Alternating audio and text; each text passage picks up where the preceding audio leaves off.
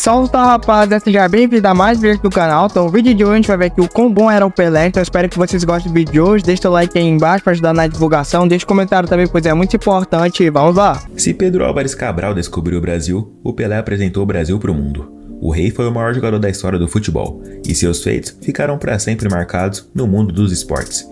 Toninho, atenção. Agora Matou no peito. Nossa, deu banho. Golaço. Um gol de Pelé. Trio. Um gol de Pelé. Campo só no barro. Sem dúvida nenhuma, senhores. Muito do que os jogadores craques de hoje em dia fazem em campo, seja com dribles, toques diferenciados na bola ou chutes pro gol, o Pelé já fazia no passado, e a sua história foi uma das mais marcantes de todas. Existem jogadores de futebol, e existe o Pelé. No dia 23 de outubro de 1940, na cidade de Três Corações, em Minas Gerais, nasceu um garoto que recebeu o nome de Edson Arantes do Nascimento, filho de Celeste Arantes e de João Ramos do Nascimento, mais conhecido como Dondinho. O seu João era jogador de futebol e foi jogar no Bauru. Aí, toda a família se mudou com ele para o interior de São Paulo. Em campo, o pai de Edson já fez algo que nem mesmo o filho conseguiu fazer. Dondinho marcou 5 gols de cabeça em um único jogo. Caramba! A infância de Dico, como Pelé era chamado na época, foi simples e humilde. Houve um período em que o pai ficou sem receber salário, e o garoto começou a engraxar sapatos na rua para ajudar a família em casa. Mas sempre que podia, ele pegava uma bola ou qualquer coisa que se parecesse com uma para brincar de futebol. E muito do que ele sabia fazer era graças aos ensinamentos do seu pai Dondinho.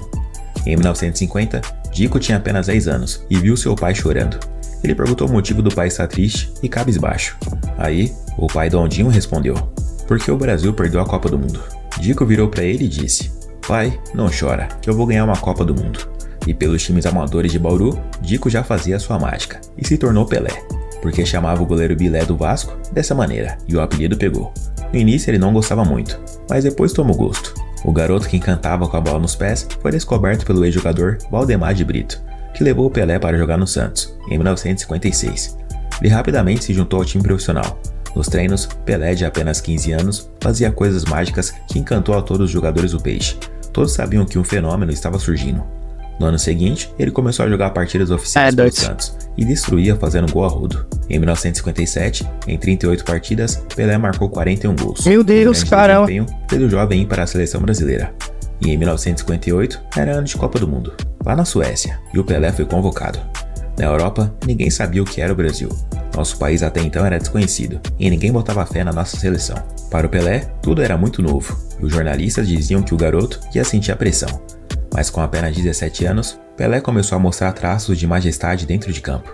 A FIFA escolheu a numeração de camisas aleatoriamente, e o Pelé ficou com a 10. E numeração naquela época não tinha prestígio algum. Verdade. Nem mesmo a 10. Mas depois que ele usou, a camisa 10 nunca mais foi a mesma. Devido a uma lesão, Pelé só estreou no último jogo da fase de grupos naquela Copa, contra a União Soviética, e balançou a rede pela primeira vez contra o país de Gales, e se tornou o jogador mais jovem a fazer um gol em Copa do Mundo.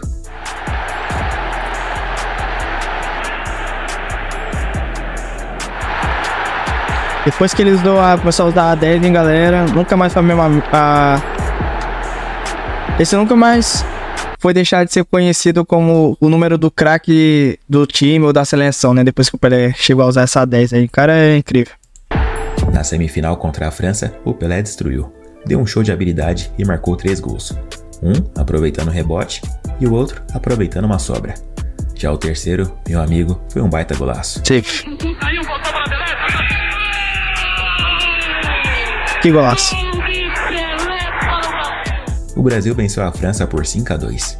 A grande final foi contra os anfitriões, a Suécia. A seleção brasileira começou perdendo, mas logo a magia e o futebol arte apareceu, e um show passou a ser apresentado dentro das 4 linhas. Pelé fez diversas jogadas bonitas e de efeito, e claro, balançou a rede. Nossa. Primeiro com gol de cabeça. Pelé levantou, Pelé entrou de cabeça para o arco e gol!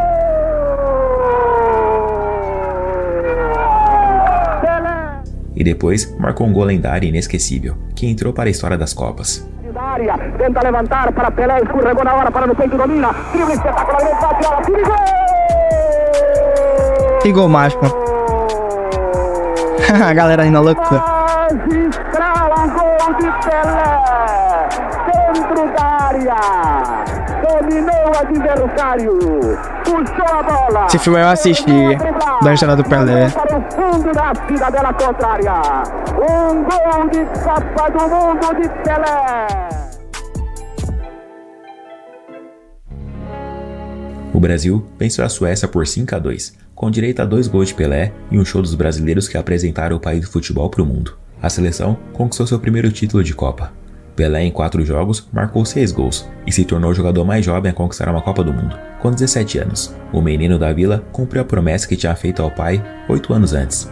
De volta ao Brasil, o povo brasileiro vivia maravilhado e feliz nas ruas graças à conquista da equipe brasileira. Pelé foi aclamado e se tornou um símbolo nacional, uma recepção digna de realeza. Ele passou a ser admirado por todos. O menino negro, pobre da favela, se via no Pelé. Ele era a imagem mais promissora que o Brasil tinha, e ele encantava a todos dentro e fora de campo. Podemos dizer que ele foi a primeira estrela esportiva mundial. Era como ser mágico, e com a bola nos pés, ele fazia magia e muitos gols pelo time da Baixada. As pessoas paravam para vê-lo ou ouvi-lo jogar, fechando comércios e ligando o rádio ou a TV. Naquele ano, em 46 jogos oficiais pelo Peixe, Pelé marcou 66 gols. Caramba! Ele teve que se alistar no exército porque completou 18 anos e também jogou no time do quartel, disputando torneios e campeonatos entre as Forças Armadas. Ele ficou lá por 6 meses. Respeitei. Pelo Santos, em 1959, Pelé marcou o gol mais bonito da sua carreira, contra o Juventus de São Paulo. A jogada começou com o Durval pela direita, que driblou um e fez o cruzamento pro Rei. Ele deu um chapéu no domínio, chapelou mais um e depois chapelou o goleiro. De cabeça, ele mandou pro fundo da rede. Um golaço, mas não teve filmagem, e fizeram uma simulação do lance. Caramba! Quem mesmo são fotos e os depoimentos de quem viu aquela obra de arte. Pelé era totalmente atlético. Ele adorava treinar e tinha o costume de ficar no campo depois do treino para aperfeiçoar suas habilidades. Além disso, adorava treino físico. O cara parecia uma máquina de tanto que gostava de treinar. Era o primeiro a chegar e o último a sair. Se exercitava todos os dias. Incentivava muito os companheiros de equipe a fazerem o mesmo. Naquela época, não existia o Brasileirão ou a Libertadores. E o Santos fazia excursões pela Europa, mostrando o futebol brasileiro para o mundo. Os caras venciam geral. Foram poucas derrotas, e uma delas para o Olympiacos da Grécia. A equipe grega ficou tão feliz que colocaram feito no hino do time. Já em 1962, ano de Copa do Mundo no Chile, todo mundo achava que aquela seria a Copa do Pelé, porque ele estava mais maduro com 22 anos e estava dando show em campo. Mas o camisa 10 se machucou na segunda partida daquela Copa, com uma dor na virilha, e não jogou mais aquele Mundial. Aí, o Garrincha e companhia garantiram o título mundial para o Brasil. Verdade. Fora dos gramados, Garrincha, o Brasil como país estava se modernizando em eficiência, indústria e cultura. E o Pelé teve um papel fundamental nisso. Ele foi o garoto propaganda de diversas marcas e produtos, além de fazer participações em diversos programas de TV, novelas, filmes e séries. Você é o Pelé? Não. Eu sou o Jô Soares, sua piranha. O futebol identificava o brasileiro mundo afora. Se você dissesse que era brasileiro para um gringo, eles simplesmente responderiam Pelé. O Santos continuava dando show mundo afora, e também no recém-criado torneio Taça Brasil, que era o que podemos chamar de Campeonato Brasileiro. O Santos ganhou 5 vezes consecutiva, mas em 1966 era hora de mais uma Copa do Mundo. Pelé queria o seu terceiro troféu para se aposentar da seleção, mas naquela época o futebol já tinha mudado um pouco. Passou a ser mais pegado e mais truncado. As seleções adversárias prepararam um esquema para parar Pelé e fizeram diversas faltas. Nossa, muita falta mesmo. Pelé apanhou bastante na Copa de 66. Foi caçado em todas as partidas, e a seleção brasileira venceu apenas a partida de estreia. Perdeu os outros 2 jogos da fase de grupos e não se classificou para as eliminatórias. O camisa 10 jogou 2 partidas e marcou um gol. Pelé queria então se aposentar da seleção, mas acabou voltando atrás para poder jogar mais uma Copa. Só que antes disso, um momento marcante aconteceu com a camisa do Santos. Em 1969, a equipe estava em turnê no continente africano, e na Nigéria havia uma guerra civil. Mas para que o Santos pudesse jogar lá, foi decretado um cessar-fogo. Pelé e a equipe santista simplesmente pararam uma guerra. Ainda literalmente. Na partida contra o Vasco dentro do Maracanã, Pelé, até então, tinha 999 gols marcados. Precisava de apenas mais um para fazer 1000 gols. E ele sofreu um pênalti contra o Vasco. Antes da cobrança, os jogadores do Santos não estavam nem perto da área. Apenas os jogadores do Vasco. Os santistas ficaram lá no meio de campo perfilados. Pelé não entendeu nada, porque se ele errasse, quem pegaria o rebote? Mas o time confiava nele. Naquela hora, Pelé disse que suas pernas começaram a tremer, e que ele estava bem nervoso, com a respiração ofegante e apreensivo. E na hora do chute, isso aí aconteceu. Até o Pelé ficou nervoso, hein, mano? Tá louco. Frio como ele se emociona. Caminhou Pelé, apontou. De chapa.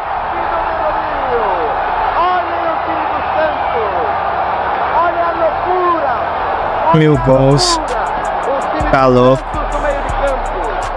Fora dos gramados, naquela época o Brasil vivia o auge da ditadura militar, onde o povo mal tinha liberdade no ir e vir ou de expressão, e o Pelé era muito criticado pela falta de posicionamento quanto a isso. Ele de fato não queria jogar a Copa de 70, mas os boatos de alguns jornalistas são de que ele foi praticamente obrigado a ir jogar pelo governo. Já nas palavras do rei, ele mudou de ideia e decidiu ir jogar porque sentia como um último desafio a Copa de 70, com seus 29 anos de idade. E ele foi. O time de Zagallo não tinha só o Pelé de craque, não. Aquela foi uma das melhores, se não a melhor seleção brasileira da história. O grupo era extremamente unido e ficou conhecido como Esquadrão. Eram como se fosse uma família mesmo, nas resenhas e também dentro de campo. Apesar do time recheado de lendas e estrelas, a seleção estava desacreditada. Nem todo mundo botava fé na equipe, por conta do péssimo resultado na Copa anterior. Além disso, na partida de estreia contra a Tchecoslováquia, o Brasil começou perdendo, mas conseguiu empatar com o Rivelino. O Pelé quase fez um golaço do meio de campo. Bem a bola os jogadores tchecos. A sobra é para Pelé, que resolve tentar enganar o goleiro. Passou raspando, hein? Quase que ele derruba esse estádio que ele faz o gol. Olha o aplauso, minha gente. Essas coisas é que... Mas o gol da virada veio no segundo tempo e dos pés dele.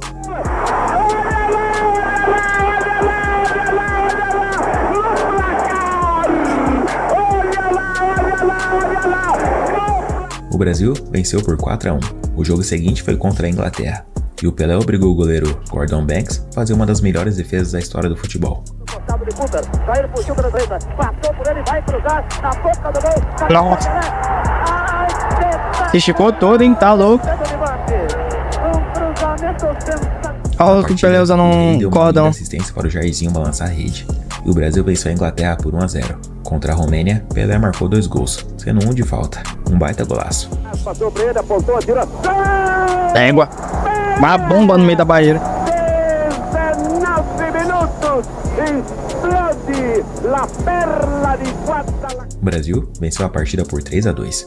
Contra o Peru nas quartas de final, mais um show da seleção. Pelé não marcou, mas deu assistência. E a equipe venceu por 4-2. A semi foi contra o Uruguai. E o Brasil começou perdendo, mas conseguiu empatar ainda no primeiro tempo. E na segunda etapa, o Pelé ativou o modo apelão e começou a jogar muito. Ele fez uma jogadaça incrível e foi derrubado. Caramba, driblando todo mundo. Não deu pênalti. O uruguaio Fontes pisou de forma desleal no Pelé, para machucar, e aquilo deixou o rei furioso. Cansado de apanhar como nas 2 Copas anteriores, Pelé gravou o número da camisa dele. Em um lance na lateral, Pelé estava correndo, e o Fontes veio marcar. Aí, Pelé esperou ele chegar perto e deu uma cotovelada na cara do uruguaio. Ele notou que o Fontes vinha para quebrá-lo. Momento propício pro Pelé dar um troco, né? O Pelé É doido. Égua. Essa cotovelada na Pelé cara. ainda recebeu a falta no lance. Depois, o Brasil virou com o Jairzinho e ampliou com o Pelé Rivelino, foi na maldade. que recebeu uma assistência do Pelé. O rei quase marcou o quarto em uma jogada de gênio. Nossa. Que drible de corpo que ele deu no goleirão. Boa. Quando salvou. O Brasil venceu o Uruguai por 3-1 e chegou até a grande final contra a Itália. No caminho até o estádio, Pelé chorou e pediu ajuda para Deus. Aos 18 minutos do primeiro tempo, ele abriu o placar de cabeça.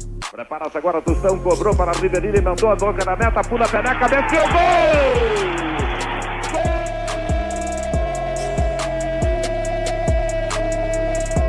A comemoração foi lendária. Soco no ar e abraço no Jairzinho. A Itália conseguiu empatar, mas o Brasil marcou mais 2 gols com Gerson e Jairzinho. A seleção brasileira jogou muito naquela partida, e a prova disso foi o último gol. O melhor gol da história da seleção na opinião de muitos. Um gol que representa muito o espírito daquele time. O Esquadrão marcou um gol coletivo que terminou com o chute do Carlos Alberto. Rivelino para Jair, correu pela ponta esquerda, traiu o Paquete, passou por ele, lança a pelota Pelé, Pelé dominou, Carlos Alberto está livre, correu, Carlinhos... Ficou bonito de trocar de passe.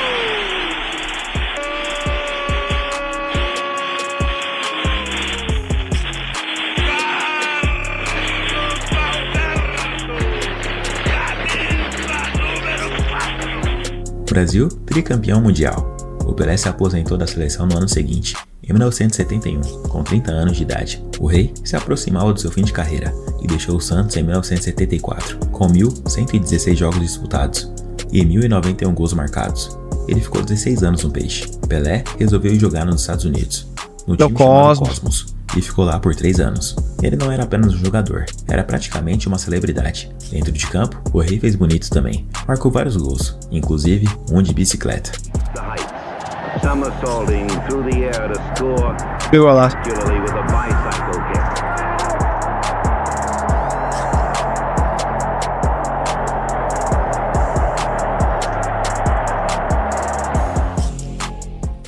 No dia 1 de outubro de 1977, Pelé se aposentou dos gramados. E o Rei deixou seu legado no futebol. Foram 1.363 jogos. Bastante, hein? 281 gols, contando amistosos. Já em jogos oficiais foram 795 jogos, 756 gols marcados e 367 assistências. Uma incrível média de 1.41 de participação em gol por jogo. Além disso, Pelé conquistou 3 Copas do Mundo, 2 Mundiais de Clubes, 2 Libertadores, 5 Campeonato Brasileiro e vários outros títulos e prêmios. Um jogador completo, capaz de finalizar e dar passes com as 2 pernas. Cabeceio certeiro, impulsão acima da média, força, agilidade e muita, mas muita garra.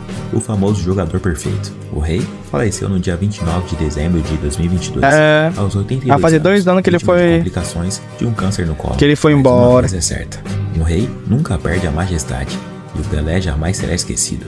O gol mais bonito que eu marquei saiu de uma tabelinha com a Celeste, e o batizamos Edson Arantes do Nascimento. O Pelé revolucionou o futebol. O Pelé foi uma guerra. O Pelé uniu países e famílias. Não havia problema de raça ou de língua. Eu nasci em 1970. Em 2002 fui campeão do mundo. Eu era o capitão. Tive a honra de receber o troféu da Copa do Mundo de ninguém menos do que quem? Pelé. Cara, se eu falar mais eu vou chorar. É muito emocionante. Vê-lo jogar era ver a alegria de uma criança combinada à graça extraordinária de um homem pleno. Eu lembro de uma cena final da Copa do Mundo de 1998. Terno e gravata, tapete vermelho. Tinha Eusébio, Franz Beckenbauer, Gregory Peck, Elizabeth Taylor, Tim Burton, Alan Dillon, Rod Stewart. Tamanha ansiedade, um estádio lotado, uma bela tribuna. Então uma coisa louca aconteceu. O Pelé chegou à tribuna e todo mundo parou. Se levantou e aplaudiu por uns 5 minutos. Espetacular. Espetacular. No momento em que a bola chegava aos pés do Pelé, o futebol se transformava em poesia. Um artista, a meu ver, é alguém capaz de iluminar um quarto escuro. Eu nunca achei e nunca vou achar a diferença entre o passe do Pelé para o Carlos Alberto na final da Copa de 70 e a poesia do jovem Rimbaldi. Existe em cada uma dessas manifestações humanas uma expressão de beleza que nos toca e nos dá uma sensação de eternidade. O maior jogador da história foi o Di Stéfano. Eu me recuso a classificar o Pelé como jogador. Ele estava acima disso. Todo mundo queria apertar a mão dele, tirar uma foto com ele. Dizer que você havia ido a uma festa com o Pelé era a maior medalha de honra da época. O meu nome é Ronald Reagan. Sou presidente do Caramba, Estados Unidos. presidente. Você não precisa se apresentar porque todo mundo sabe quem é o Pelé. O Muhammad Ali acenou para a multidão, mandou beijos, fez tudo o que se esperava de Muhammad Ali. Mas assim que entrou no vestiário e viu Muhammad Pelé, Ali, um dos ele parecia grandes uma criança lutadores. admirada. Quando as pessoas viam o Pelé pela primeira vez, era inacreditável. Eles começavam a chorar, os caras o seguravam e o beijavam como se estivessem diante de Deus. Era uma loucura. Ser considerado o rei do futebol não é tarefa para poucos. É tarefa de apenas uma única pessoa. O cara conseguiu a admiração de todas as nações do mundo, de todos os jogadores e torcedores, tanto do passado quanto do presente. O único a ter conquistado 3 Copas do Mundo. E o único a ter sido idolatrado e respeitado por todos. Podem existir craques no mundo da bola, mas igual a ele, será impossível. Se o futebol fosse um conto de fadas, todo mundo sabe quem seria o rei. É, galera, isso aí. É como dizem, né? O Pelé mostrou pro mundo o que é futebol, o que é o futebol arte, o que é o futebol brasileiro, o que a gente consegue fazer como brasileiro, o que é a verdadeira camisa 10, o que ela significa pro mundo inteiro. Então, o Pelé foi um cara divisor de águas, abriu muito a mente de muitos jogadores do mundo todo, né? Até que todo mundo vê ele como o rei, o cara que foi gigante pelo futebol, ganhou tudo, ganhou 3 Copas do Mundo. Então, um cara muito grande pro futebol, pra nós aqui brasileiros. Então, esse cara era incrível, mano. Muito bom a gente poder ver esse documentário aí pode ser documentário do Gustavo Max. Espero que vocês tenham gostado. Comenta lá no vídeo dele lá, se inscreva lá no canal dele também, deixa o like no vídeo, deixa like aqui no vídeo também para ajudar na divulgação, se inscreva aí no meu canal para ajudar o canal a crescer, me siga também no Instagram que vai estar aqui embaixo. E é isso, obrigado por ter assistido, valeu, até a próxima, fui!